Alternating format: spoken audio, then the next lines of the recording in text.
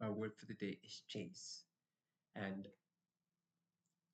a lot of things come to mind, how Tom used to chase Jerry, and that was one of my favorite cartoons of all time. It's just classic. I mean, who doesn't love it? And if you think about it, I saw a reel a while back, and it had a more philosophical take on Tom and Jerry. Such a classic kids cartoon could have such deeper meaning to it. I did not think that could be possible. But the people behind it are adults who made it, and I guess this was their creative way of embodying deeper traits into us as kids. Maybe, or maybe I'm just thinking too much. I don't know. But the reel talked about how Jerry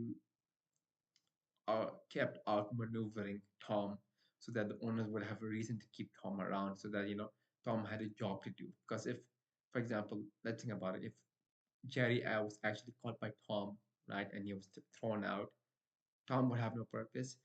Maybe. I mean, I don't know if we never saw the owners of Tom, but they would be like, okay, your job is done. You're not so useful anymore, and then we can just take you out. I mean, the reverse can also be true, that you cannot catch a mouse. That is your sole purpose as a cat. You can't even do one single job. So, like, what is the point of you? I guess it can go both ways, but like that was the real I saw.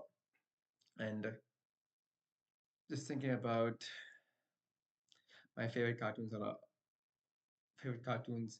growing up. I had Ed, and Eddie. That was my favorite of all time, especially at the end when they got the job breakers.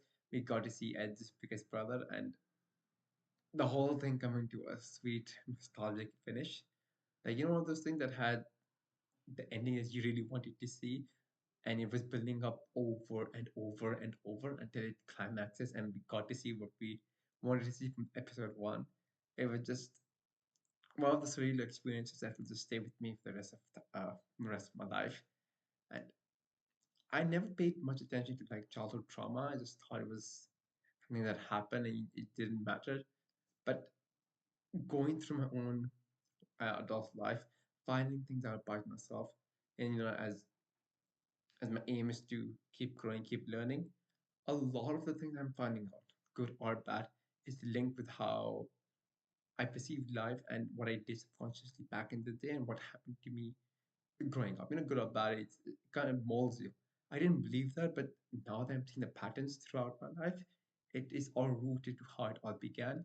And I'm paying more attention now to how things were back in the day, and seeing those patterns now. It's like it is an introspective way of looking at myself. I feel like I'm blabbling here, but the point being, going back to how I was brought up, what I did right, what I did wrong, what happened, and seeing it play out now is like an answer to why I behave the way I do, and what are the negative consequences, what are the good things about that, and how I can shape myself to not do the bad things I used to do, or like understand why I did it in the first place. And this understanding of problem is like for me the first step in acting and solving the problem, and it's just a step in the right direction.